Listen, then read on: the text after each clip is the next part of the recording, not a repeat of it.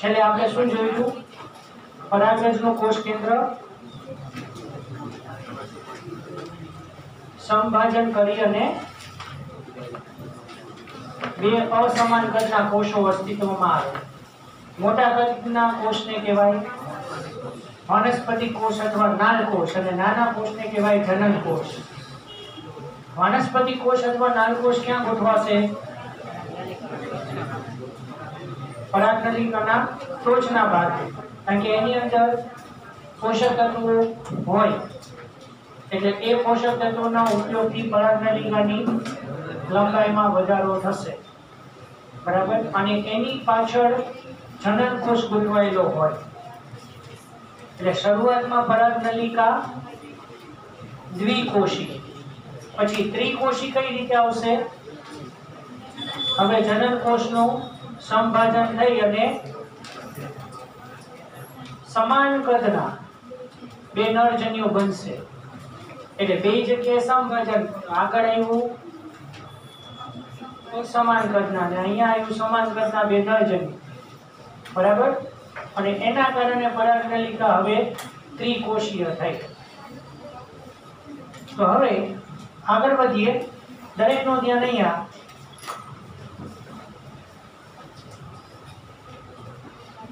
સ્ત્રીકેસર અથવા જાયાંગ અથવા મહાબીજાણુ પર્ણ, અલગ અલગ નામ અહીંયા વાપરેલા છે.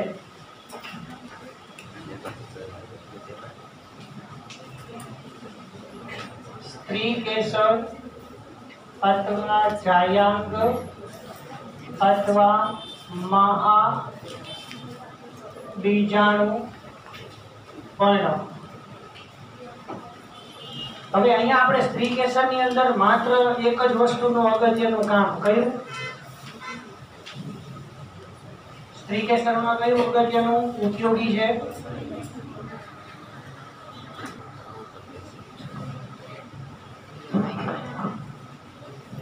અંડક. બરાબર. કારણ કે પરાગાશનનું મેઇન કાર્ય શું છે? પરાગરજનું પ્લેટફોર્મ અથવા પરાગરજનો સ્વીકાર કરતી એક જગ્યા, એક જ માત્ર જગ્યા એ પરાગાસન. પછી પરાગવાહિની. હવે નલિકાન વાહિનીમાં ફેર ન પડે, ધ્યાન રાખજો. બરાબર. એમાં કોઈ મિસ્ટેક થાય છે. હવે અહીંયા આપણે આની અંદર અગત્યનું કામ છે અંડક અથવા મહાબીજાણુ ધાની.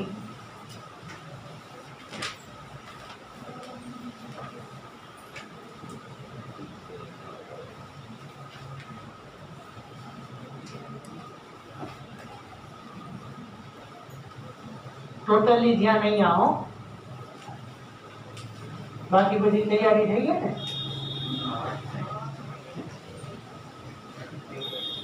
પેપરની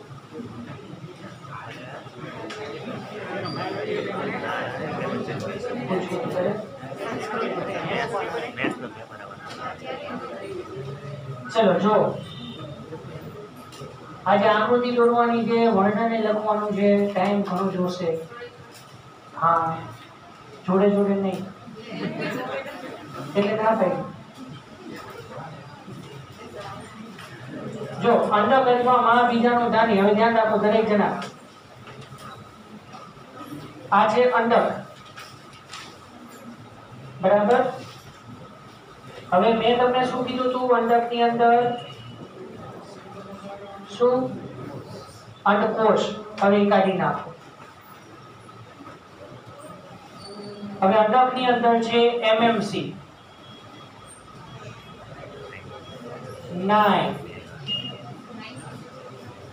not a micro. Yes, mega આવશે ને? Megaspore mother cell 2n. Megaspore mother cell. ગુજરાતીમાં શું કહું? મહાબીજાણુ માતૃકોષ. કેવો છે? 2n, દ્વિકીય. બરાબર. ઓલા જેવું જો પણ થોડું અલગ. હે ને? ઓલા જેવું શું હતું ઓલામાં? હવે આ ઓલામાં પીએમસી નું શું થયું હતું? અર્ધીકરણ થયું હતું ને, અને બન્યું હતું શું? પરાગ ચતુષ્ટ. તો અહીંયા આપણે અર્ધીકરણ કરીએ, પણ અહીંયા ટર્નિંગ પોઈન્ટ છે આ બોલો એમએમસી ની અંદર અર્ધીકરણ થાય અને 4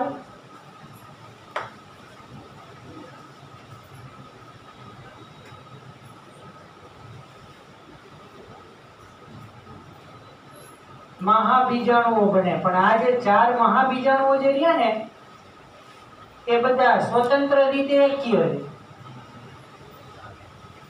ઓલામાં આપણે પરાગ ચતુષ્ક હતું, પછી કોષરસ ઘટ્યો હતો અને પછી 4 સ્વતંત્ર પરાગરજ અસ્તિત્વમાં આવી. અહીંયા સીધા જ 4 મહાબીજાણુ અર્ધીકરણના અંતે બની જશે. હવે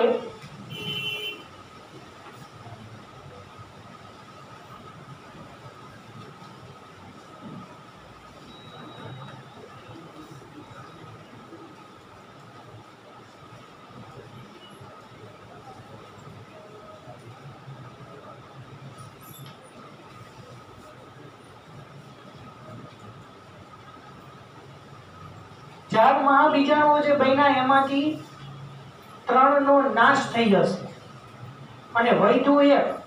તો વધેલ 1 મહાબીજાણુ છે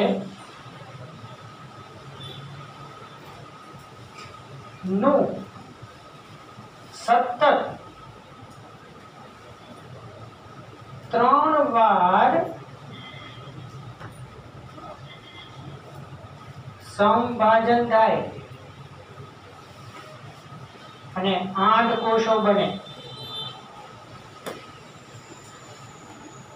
હવે એક વખત સંભાજન થાય તો 2 કોષ બન્યા, 2 માંથી 4, બીજું સંભાજન અને ત્રીજી વખત 4 માંથી 8.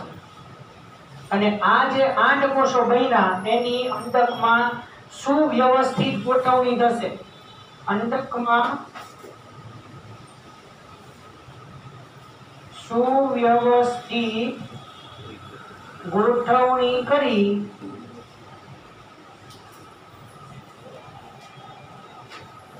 ભ્રૂણપૂટ બનાવે.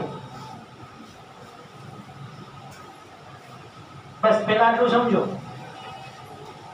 પહેલા મેં તમને શરૂઆતમાં એમ કીધું હતું કે અંડકની અંદર અંડકોષ છે, પણ એ જે અંડકોષ હતો એ અપરિપક્વ છે,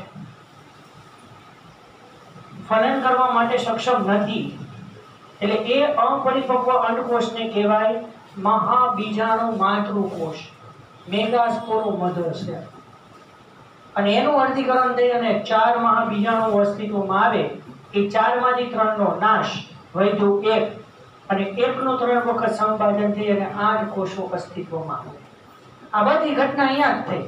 કઈ રીતે? તો આ આકૃતિ હું તમને અહીંયા દોરીને બતાવું કે હવે આ અંડકની અંદર શું થયું. તો ધારો કે આપણે આ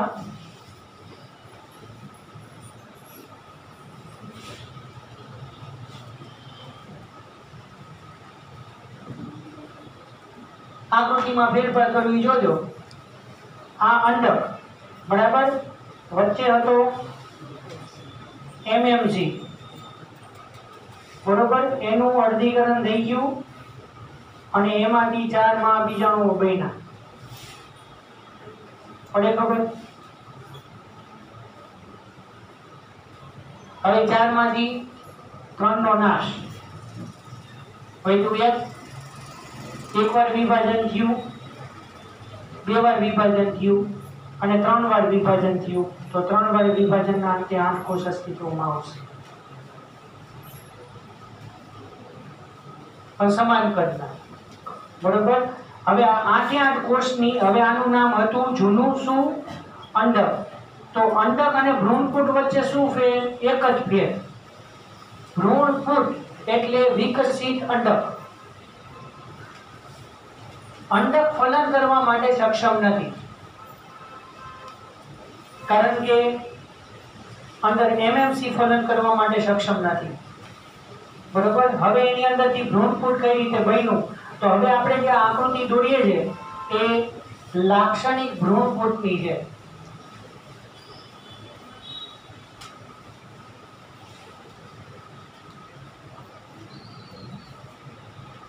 હવે 8 કોષ બન્યા, તો 8 માંથી 3 કોષો અહીંયા ગોઠવાશે ઉપરની તરફ, બરાબર.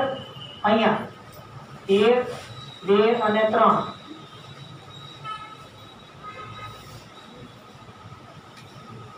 તો જે ઉપરની તરફ ગોઠવાના એને કહેવાય 3 પ્રતિધ્રુવીય કોષો.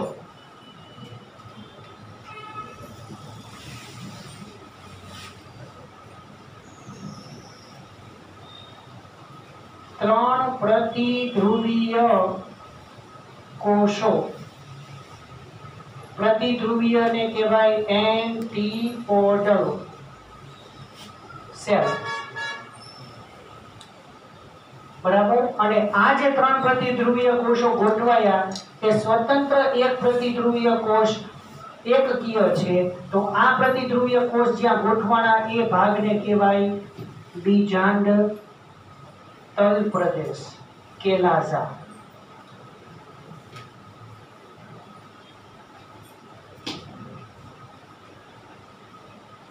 એટલે બીજાંડ તલ તરફ કે કેલાઝા ભાગ તરફ, બરાબર, જે કોષો ગોઠવાયા એને કહેવાય પ્રતિધ્રુવીય કોષો. તો અહીંયા ટોટલ 8 કોષ છે, એટલે 8 એન્ડ અવસ્થા અસ્તિત્વમાં આવશે. 8 માંથી 3 અહીંયા આવી ગયા. હવે વધ્યા 5. 5 માંથી 2 કોષો. 2 કોષો ધ્યાન રાખજો, બરોબર વચ્ચે ભ્રૂણપૂટની બરોબર વચ્ચે 2 કોષો એકબીજા સાથે જોડાવાના છે, બરાબર. 2 કોષો ભ્રૂણપૂટની બરોબર વચ્ચે એકબીજાની સાથે જોડાવાના છે. તો કોષ એક પણ કોષ કેન્દ્ર 2. તો આને કહેવાય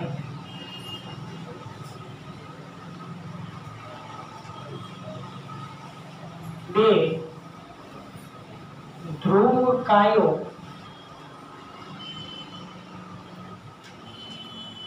પોલાર બોડી અથવા દ્વિતીય કોષ કેન્દ્ર, જે દ્વિકીય છે, બરાબર. ભ્રૂણપૂટની બરોબર વચ્ચે 2 કોષો ભેગા મળીને કોષ એક જ બનાવશે. કોષ એક પણ કોષ કેન્દ્ર 2, અને એને કહેવાય દ્વિતીય કોષ કેન્દ્ર કે જે દ્વિકીય છે. એટલે 3 અહીંયા આવ્યા, 2 અહીંયા આવ્યા, બરાબર. હવે 3 રહ્યા, તો એની અંદર આ ભાગ છેડાનો એટલે કે બીજાંડ તલની બરોબર વિરુદ્ધ ભાગ, તો એની અંદર મોટો કોષ,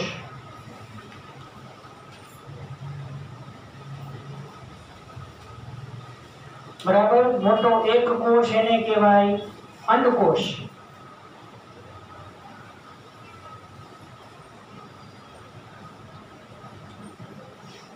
તો અંડકોષ કેવો છે? એકકીય. અને અંડકોષની સાઈડમાં 2 નાના સહાયક કોષો આવશે આ રીતે.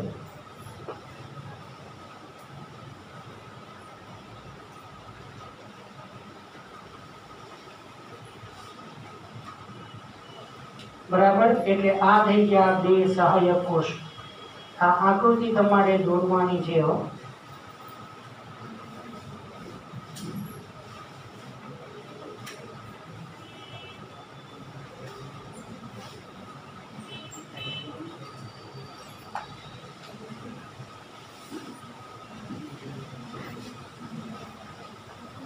સિનર્જી સેલ, બરાબર.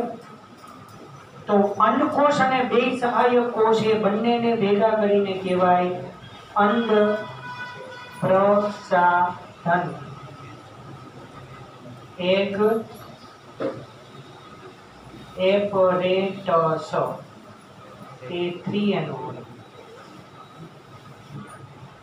તો અહીંયા અંડકોષ n છે, અને સાઈડમાં બે સહાયક કોષો છે એ પણ n જ છે, એટલે સ્વતંત્ર સહાયક કોષ n પણ બે સહાયક કોષ 2n, એટલે ટોટલ મળીને 3n રચના થઈ. એટલે 3n અહીંયા, 3n 2n અહીંયા અને 3n અહીંયા. બરાબર. તો આ રીતે ભ્રૂણપૂટની અંદર કોષો ગોઠવાયેલા હોય. યાદ રહ્યા? યાદ રહ્યા? પાકું? અચ્છા, તો એવું કહી શકાય, હવેનું જે હું અહીંયા વાક્ય લખું છું એવું કહી શકાય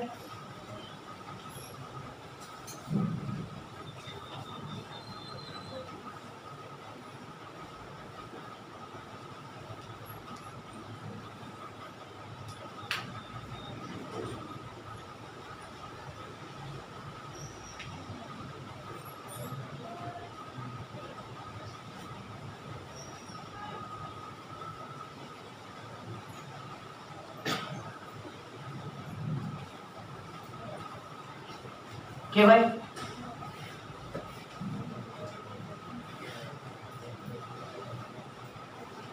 લાક્ષણિક ભ્રૂણપૂટ 7 કોષી અને 8 કોષ કેન્દ્રી. નીટમાં પૂછાઈ ગયેલો બેઠો પ્રશ્ન, નીટનું પેપર જોયું હોય તો.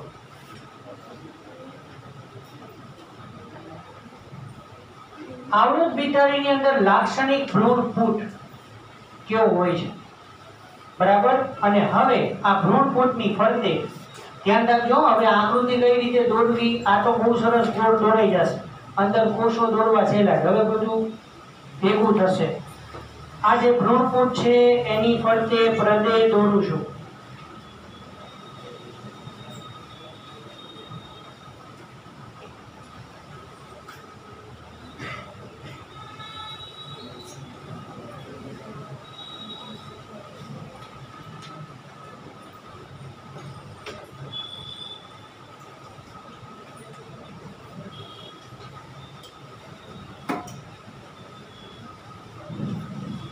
બરાબર. તો આ જે ભ્રૂણપૂટ છે એની ફરતે પ્રદેહ.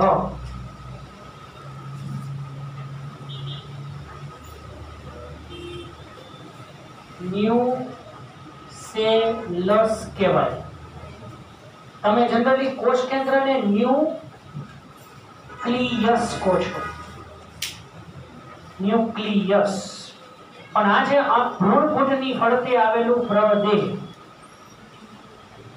પ્રદેહ પોષક તત્વો ધરાવે અને ભ્રૂણપૂટ એ પ્રદેહની અંદરથી પોષક તત્વોને મેળવી અને પોષણ મેળવે, ચયાપચયની પ્રક્રિયા કરવા માટે શક્તિ મેળવે.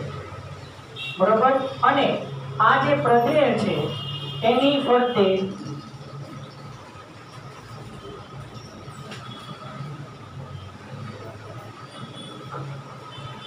અંડકાવરણ આવશે. અંડકની ફરતે આવેલું આવરણ અંડકાવરણ, અને એ અંડકાવરણ 2 આવશે.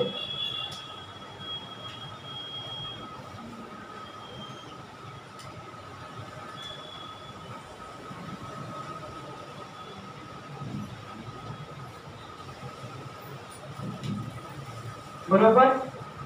એટલે આ થઈ ગયું અંતઃ અને આ થઈ ગયું બાહ્ય.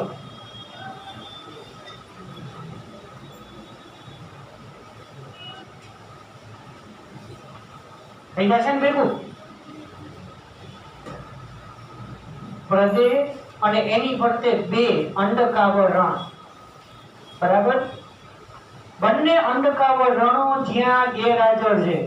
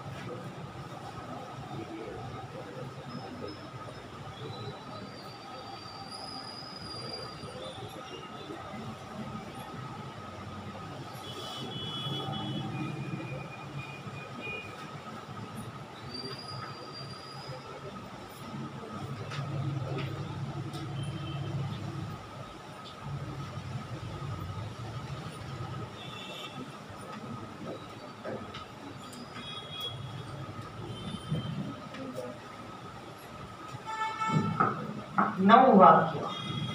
બંને અંડકાવરણો હૃદયની ફરતે એક જગ્યાએ ગેરહાજર છે, તો આને કહેવાય અંડછિદ્ર અથવા બીજાંડ છિદ્ર અથવા માઇક્રોપાઇલ. બરોબર. તો આ માર્ગેથી પરાગ નલિકા આવવાની છે. ઓલા જે વાનસ્પતિ કોષને બે નરજનીઓ છે એના સહિત પરાગ નલિકા અહીંયા આવવાની છે. બીજાંડ છિદ્ર મારફતે અહીંયા ભ્રૂણપુટ પાસે જોડાશે અને ફલનની ઘટના કરશે. તો અંડ છિદ્ર કે બીજાંડ છિદ્ર તરફ અંડ પ્રસાધન ગોઠવાય અને બીજાંડ છિદ્ર અથવા અંડ છિદ્ર એની એક્ઝેક્ટ સામેનો વિરુદ્ધ ભાગ એટલે અંડતલ અથવા બીજાંડ તલ કે જેની તરફ 3 પ્રતિધ્રુવીય કોષો ગોઠવાય. બરોબર. અને આગળ બાહ્ય અંડકાવરણ છે. હવે આકૃતિ દોરું છું આગળ. હવે બધું ભેગું થઈ જશે. બાહ્ય અંડકાવરણ છે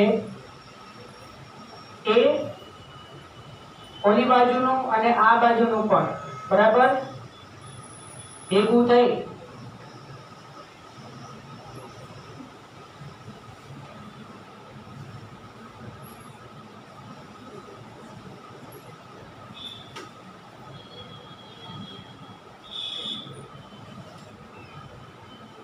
અને આ જરાયુ જેવી રચના થઈ ગઈ ને.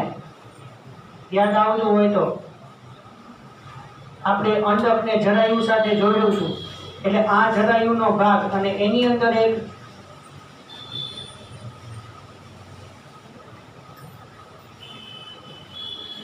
અંડનાળ આવશે.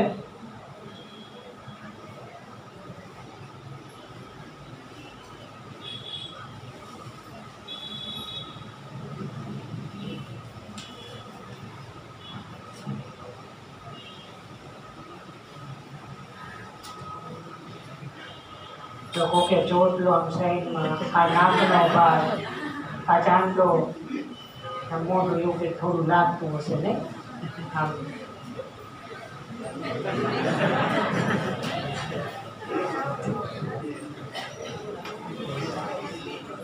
કંટ્રોલ. હા,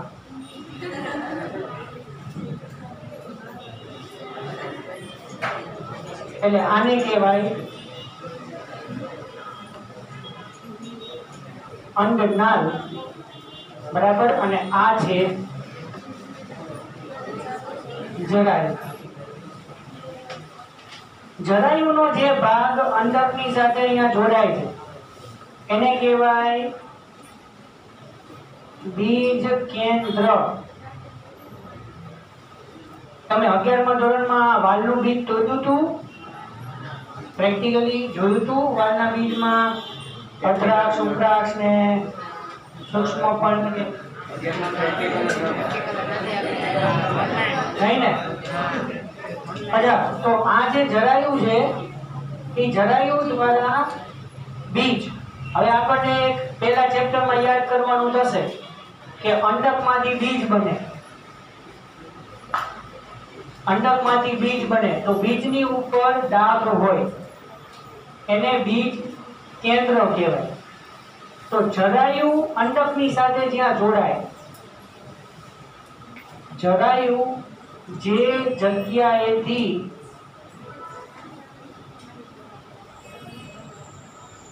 અંડક સાથે જોડાય છે તેને બીજ કેન્દ્ર હાઇલમ કહેવાય.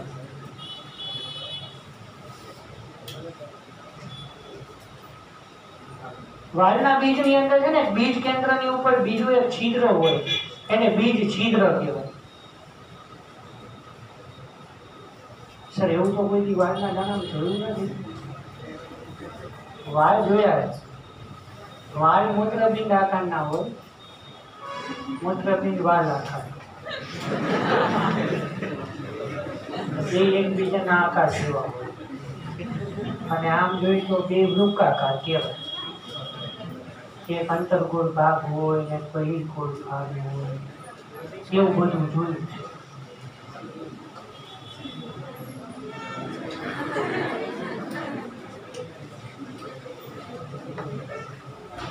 પણ દીપ ચિત્ર કોઈ દી નથી જોયું. કાલે વાલ લેતા આવજો, બતાવીશ. પલાળેલા પલાળેલા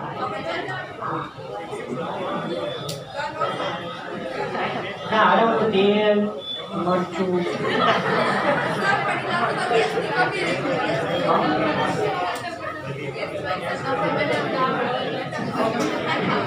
ગમે એની માથે મૂકી જવાનું ઉકળી જાય. કોઈ ચિંતા નથી.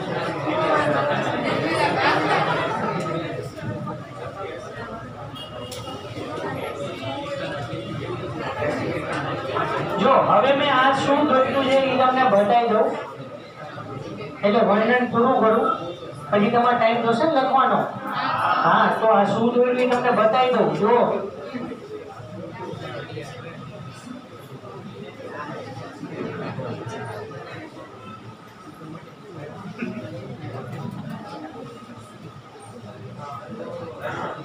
અચ્છા આવું છે.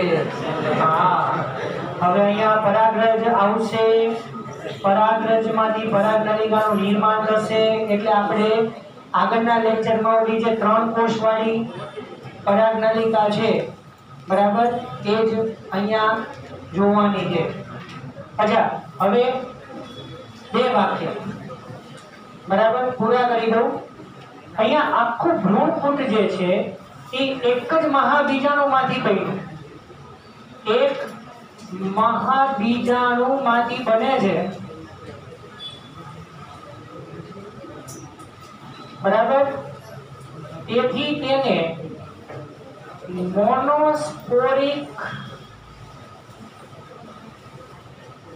ભ્રૂણપુટ વિકાસ કહે છે, બરાબર. મોનોસ્પોરિક એટલે અહીંયા આખી થિયરી પ્રમાણે ધ્યાનથી વિચારો ને, તો આજે 4 મહાબીજાણુ બન્યા હતા, એમાંથી 3 નો નાશ થયો, વધ્યું તું એક જ મહાબીજાણુમાંથી આખું ભ્રૂણપુટ બન્યું. તો એને મોનોસ્પોરિક ભ્રૂણપુટ વિકાસ કહેવાય. પણ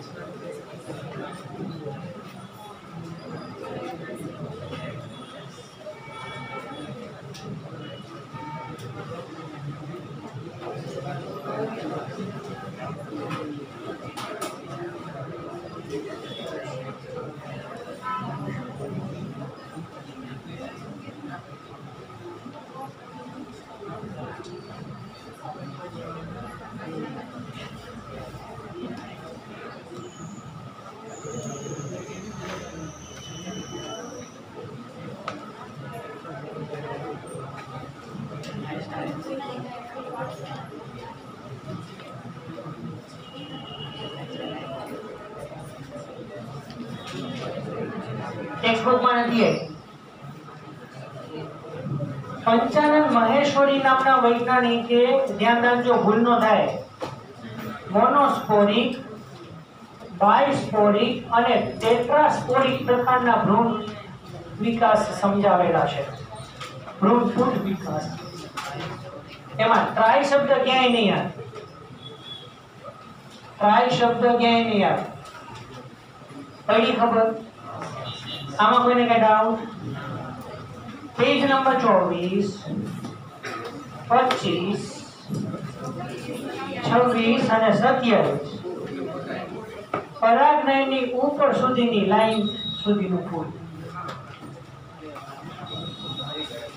પરાગનયનની ઉપરની લાઈન અંદર લાઈન,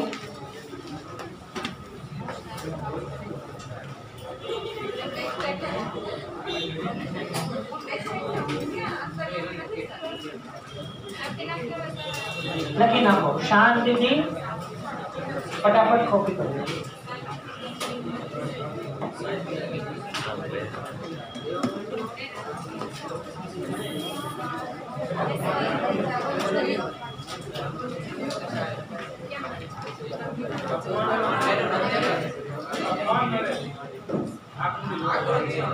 તમે સીધા અહીંયા આવતો રહે કોણ અહીંયા આવતો રહે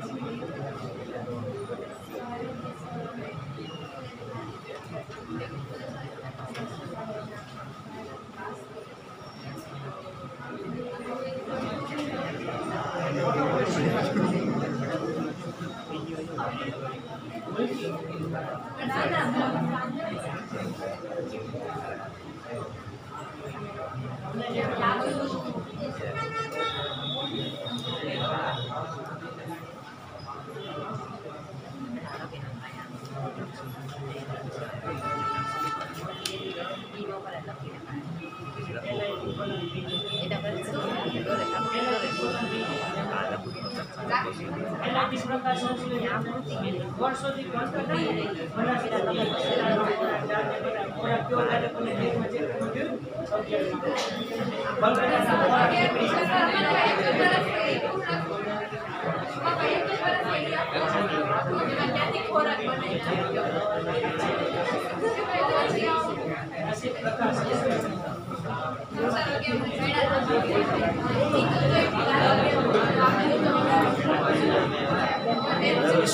બોલાઈ ગયું વાત ઉધાય છે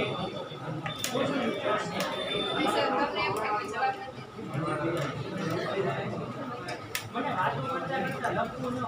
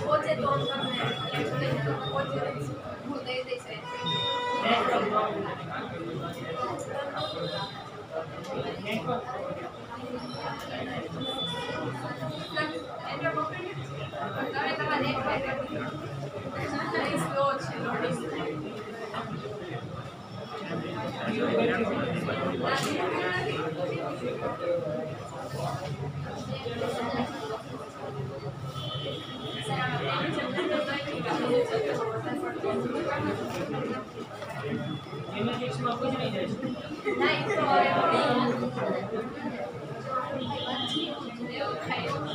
લોકોમાં એટલા બધા રોગો થશે છેલ્લે નશાકારક દવાઓ આવવાની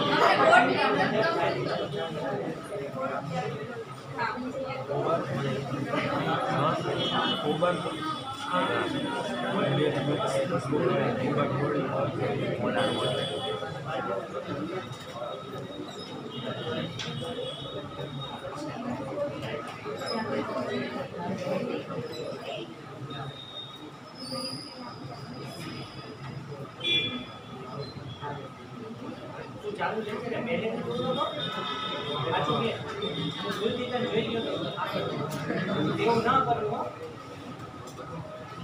આ બધું છોકરામાં નાના છોકરાની પણ બહુ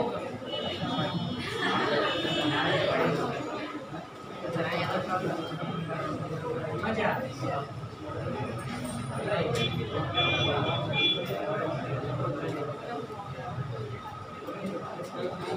બાળ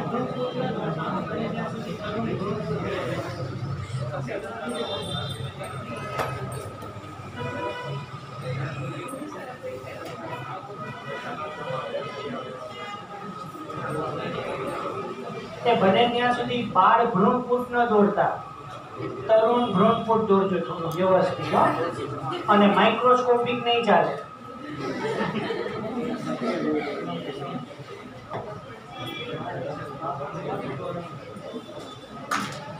ટપકું કરે દરેક રચના ઉપરના ટપકામાં દોરેલી છે માઇક્રોસ્કોપ ને જોવા જાઓ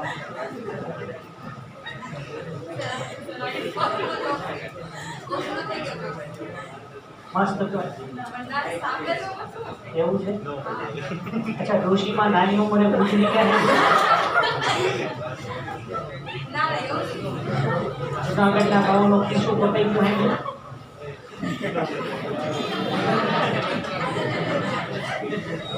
આવું નહીં